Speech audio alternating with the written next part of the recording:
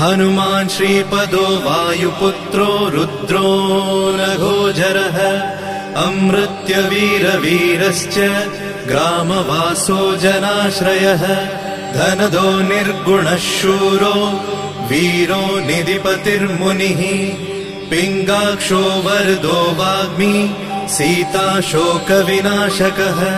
शिवः शर्वः परो व्यक्तो व्यक्तो धराधरः पिङ्गकेशः पिङ्गरोमा